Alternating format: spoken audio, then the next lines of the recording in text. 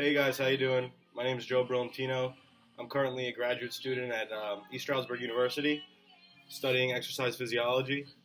My future plans entail to go into neuromuscular research or rehabilitation research. Um, Today we're going to be going over a shoulder workout called the lateral raise. So the side lateral raise could be done seated, on your knees, or standing up. It should be incorporated in almost every shoulder exercise day you do, whether that be a push day, a full body exercise, or just simply a deltoid workout in general. This exercise is going to target the lateral head of the deltoid. Obviously, it's very important to warm up the rotator cuff and the muscles associated with the shoulder. So the first thing we're going to do to warm up is internal, external rotation, as well as starting with lower weight and gradually progress to greater weight, again staying in that 12 to 15 rep range.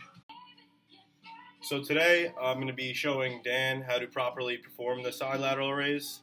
Again, it's targeting the lateral head of the deltoid. So you're going to want to start out with your scapula depressed, a slight hip hinge or hip flexion, palms facing you, and simply raise your arms to the side to shoulder width height. You want your head neutral, as well as not touching your thighs on the eccentric movement of the exercise. So as you can see, Dan's not going directly to his side. He's flexed at the hip or a hip hinge. His palms are facing him. He's not returning the weight all the way to the thigh. He's keeping constant tension on that lateral head of the shoulder. Some verbal cues I would give my athlete during this exercise is to imagine your hands as hooks. So when you are standing up, almost hook the weight and don't touch your thighs, and simply hinge at the waist and drive with your elbows up to the ceiling. So driving with the elbows is important, keeping constant tension on the shoulders is important, and really keeping that core engaged, targeting the middle delt. Some common mistakes people make with this exercise is extending at the neck and going straight out to try and target that lateral head. It's important to note that you have to follow with your elbows and drive to the ceiling to really target that lateral head. So that's one verbal cue you could use. Again, we're at 12.5 pounds because Dan is an experienced lifter.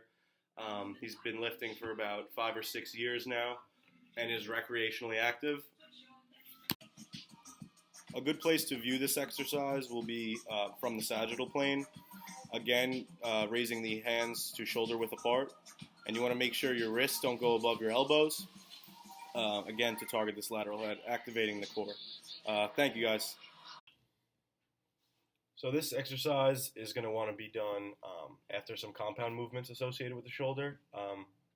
3 to 4 sets for 8 to 15 reps, depending on the experience of your athlete. More experienced athletes could go lower to the 8 to 10 rep range, while some less experienced athletes should really remain in that 12 to 15 reps to try and avoid shoulder injury. Again, there's multiple variations for this exercise, seated as well as on the knees. Right now I'm just going to show you a variation with a band. So if your athlete is experiencing some impingement, sometimes you want to open up that hand to alleviate the AC joint with your thumb up, almost like a neutral grip.